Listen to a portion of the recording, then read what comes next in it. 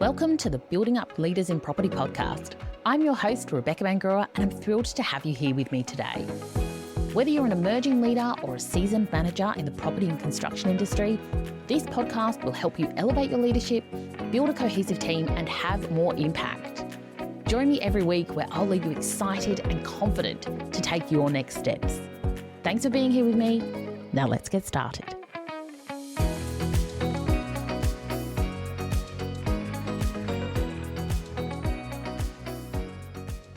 As humans, we have between 60 and 80,000 thoughts every single day. And of course, we are not aware of all of those thoughts. Our brains are so powerful that they are automatically taking these thoughts and filtering them.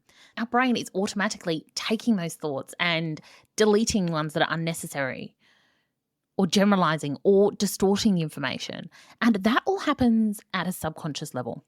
And that is a great thing because, 80,000 thoughts, that's a lot. I feel overwhelmed by the ones that I'm aware of, let alone the tens of thousands that I'm not even aware of. But it's really important to recognize for ourselves that we have different levels. We have different levels of our thinking, right? We have our conscious thinking that we are aware of and our subconscious thinking. And the subconscious program that is running in our brain is constantly on. And it is computing a huge amount of data. And it is processing a huge amount of data and ideas and thoughts and beliefs all the time. And I always think about this as an iceberg, right? We have the thoughts at the top of the iceberg that we can see. They're the ones we're aware of. But then there is this huge mass below the surface that we are simply unaware of, but nonetheless exists. And we want to have this, and we want to think about this. We want to know this because our thoughts and our beliefs, whether they're conscious or subconscious, they form a blueprint for how we live our lives. They influence our experiences. They influence our choices. And they influence what we think is possible. And for all those subconscious beliefs that we have been building these since the day we were born, right? These ideas have been, and when we think about beliefs, right, these are our mental attitudes, right? Our outlooks or our particular ideas about certain things, right? And these beliefs are formed from the moment we are born, and they are built upon through our experiences, through our associations, through societal influences, our education, our upbringing. And these beliefs are almost like a computer program that runs in the background. And they might be based on concrete things or facts, or they might be more abstract ideas, right? Beliefs such as justice and freedom and love. And it's so important to recognize these because they influence how we perceive the world and how we behave in it. They shape our attitudes. Our beliefs drive our actions. They affect our decision-making process. We all have different types of beliefs, right? We have good beliefs that really empower us and motivate us to take action and drive us forward. And then we also have limiting beliefs, keep us stuck and limit what we think is possible in the world and for ourselves and for our lives. And these beliefs are handed down to us, right? Often they are inherited from our parents or our grandparents or our ancestors. Or they might be the result of key events in our lives where we have like a somatic memory that impacts not just our mental recollection of things, but also our physical sensation, how our body responds in certain situations that are triggered by a memory or situation. And most of us are oblivious most of the time to these programs and beliefs that are running below the surface, but are impacting our every move. And I know I say this all the time, but self-awareness is so crucial for anyone that wants to have a big life or do big things in the world. Because when we are aware, when we have that self-awareness, we are able to make different choices. We are able to actively change things in our situation, and we are able to open up possibilities and doors for new ways of thinking. And in my work as a leadership coach, I see limiting beliefs come up time and time again, and I see the impact they have on people's lives. And a huge part of the work I do is about how do we understand the beliefs that we have and how they guide us, and how do we retrain our brain to think more empowering thoughts and let go of the limiting beliefs that do not serve us. Because the truth is, we all want the tactics and the strategies for how to lead well and how to have more impact and influence and create the lives we want. And believe me, I love strategies and tactics, and they are very important, but they are not the most important thing. I think the most important thing is how we think about ourselves, how we show up, what is going on in our brains, consciously and subconsciously, and what beliefs we choose and what beliefs we actively engage in.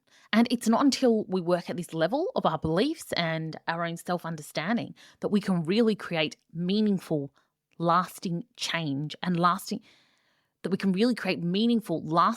change and sustainable results. Because without that strong foundation, everything else will fall to the wayside. We will, as humans, inevitably fall into some form of self-sabotage or destructive behavior if we do not have a strong set of beliefs as our foundation. And over time, I've become quite good at spotting what someone's limiting beliefs are. And generally, most of us have one key underlying theme to our limiting beliefs. And I say we because, of course, I have these too. None of us are immune to this, no matter how much work we do on ourselves or with others. And this is a process we need to constantly come back and revisit and remind ourselves of, and really do the work to shift our conscious and subconscious thinking in order to move us forward. But I digress. Coming back to these idea of key limiting beliefs, I think they really fall into one of three categories. So the first one is around possibility. So what we actually think is possible. These are the beliefs that limit our view of what is possible in our lives, and they often lead us to shy away from dreaming big, or they result in us tampering our ambition. And this might show up as thoughts like, it's not possible for me, or people like me don't do this, or it's too late for me to make a significant change, or I'm too old, or I'm too young. And this category of thoughts limit what we think can be done in the world. Because when we don't believe that something is possible, our brain will find all the reasons not to pursue it. And, our brains are smart. We find evidence to support the beliefs we have. So if we don't think something is possible, we will never see the opportunities that exist. And, there's a quote, something along the lines of, if you think you can or you think you can't, you're right. I think that's from Henry Ford. But it's true. If we don't think something is possible, it will never become a reality. We never allow ourselves to delve into the world of possibility, to imagine and create a vision beyond our limited view. It's like we never even get to the starting line of the race. So that is one category. Now, the second one is limiting beliefs about our ability. And this is where we inherently question our own abilities, and self-doubt and fear of trying new things sets in because we don't believe that we're actually good enough to do this. We don't believe that we're good enough or smart enough or something enough to achieve the big things we want to. And so whilst this category thinks it's possible that someone could do this, people with these underlying limiting beliefs think that it's not possible for them specifically. Now, the next and final one is limiting beliefs around worthiness. And these are all centered around self-worth and often result in people feeling undeserving and having low self-esteem. And this can show up as ideas like, I don't deserve success, or I'm not worthy of love, or I need to put others first because I'm not as important. And so whilst that last category was about ability, this group around worthiness are about, do I deserve this? Am I eligible for it? Do I have the merit or value to achieve these things? And as I said, generally, people will fall into one of these three categories. And this script and these limiting beliefs, these scripts that run in our subconscious, they tint every decision we make, every action, every choice. It's only when we're able to shed the light on this subconscious thinking that we can choose to do things differently. And honestly, changing our limiting beliefs is not an easy process, right? It is hard. It is something that starts with self-awareness, but then requires work, right? We have to, once we understand those limiting thoughts, those limiting beliefs, we need to challenge those beliefs. We need to be able to really question with ourselves, is it true? Seek evidence that counter the thoughts that we've been telling ourselves, often for our whole lives. And from there, we need to be able to really reframe our beliefs and visualize our success and take action that is aligned with a new set of beliefs that propel us forward. And usually within my first conversation, or certainly within the first hour of talking to someone, I can get a really strong sense of what their limiting beliefs are. And more often than not, when I reflect that back to them, they have no idea. And I think that is the power of often working with a coach, is having that mirror to reflect on who we are and what we think, and to highlight things that we don't see in ourselves, and to guide us to make different choices and guide us to make different choices and different decisions that align us with what we want to achieve, rather than keeping us stuck in the same programming that we've always had. Instead of us keeping stuck in the same programming we have in the same programming in our minds that we've always had. Because the truth is, nothing changes until something changes. So we have to take that step. We have to be willing to do the work and get uncomfortable in order to create change. And you're here, you're listening to this podcast. You are obviously someone who values your development and your growth, and you want to achieve big things. You want to be a leader in our industry. And now more than ever, we need different types of leaders to step up and take center stage and shift the dynamics and what is happening, and shift the dynamics within the property and construction industry. And I really invite you to be daring, to get outside of your comfort zone, and to take a few moments to reflect on what limiting beliefs you might hold and how they might show up in your world. And as I said, we all have them, right? Mine is anchored in my ability to do things.